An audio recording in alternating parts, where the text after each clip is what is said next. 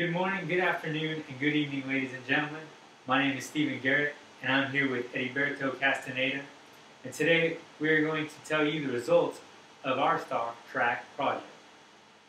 Ediberto is going to be my assistant, helping me change slides. So thank you, Ediberto.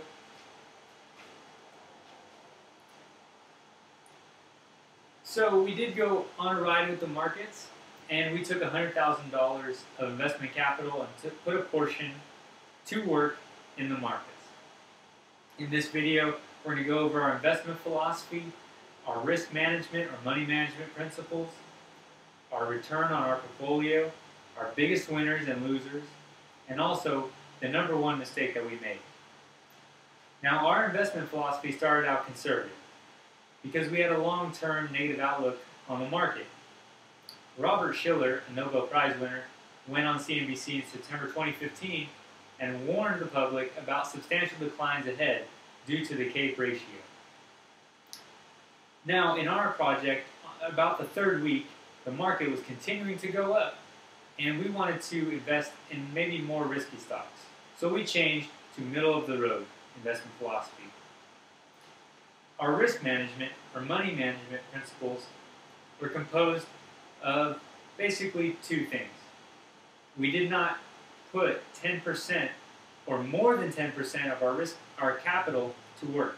So $10,000 max per position. And we set targets on profit, and we set limits on losses. 5% maximum loss on each stock, and if a stock had a 10% gain, we would sell it. And also, if a stock was really risky, we would maybe only take half a position of $5,000. The risk on our portfolio during the 10-week period ranged from negative 0.27 to 0.98. So we stayed in line with our investment philosophy. So we used various websites to pick stocks and find suitable stocks. We used MarketVolume.com, Yahoo Finance, Zacks, and OptionMonster.com. MarketVolume.com was our main charting software that we used to enter and exit positions based on about 3 indicators. We invested in 21 securities in total. 57% of those were winners and 43% of them were losers. Our average winning trade had a return of 6.46%, and our average losing trade had a return of minus 2.54%. The difference of these two returns is 3.92%, which was very close to our total portfolio return of 3.75%. Now, Ediberto will talk a little bit more about the return on our portfolio. My name is Ediberto Castaneda, and I'm going to talk to you about our winnings and our losses. Our initial profit target for our portfolio was 6 to 7%. Around week 10, we experienced heavy losses, but towards the end of the StockTrak project, we still had a positive portfolio return of 3.75%. At week 10, the S&P 500 total return was 9.07%, and the NASDAQ return was at 5.52%. Our annual return of portfolio is 19.5%, which actually beats the expected market return of 13%. Our biggest returns came from Neighbors Industries Limited, Builders First Source, and Newmont Mining.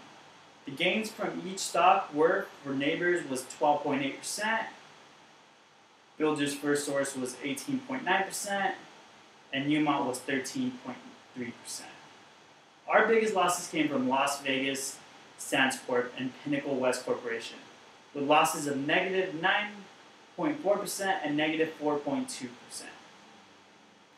And now I'm going to bring back Steve to close us out. So the biggest lesson we learned was that we actually shouldn't have even taken the trade on Las Vegas Sands and Pinnacle West, because we were violating our simple trading strategy that was working really well all the way up to week 10. We should have not even given more weight to our trading decision to analysis from Zacks.com. And also, we should have been more cautious in week 10 because the S&P 500 was approaching major resistance. This mistake cost us 1.65% on our portfolio return. I hope you enjoyed this presentation, and I hope you stay profitable in the market.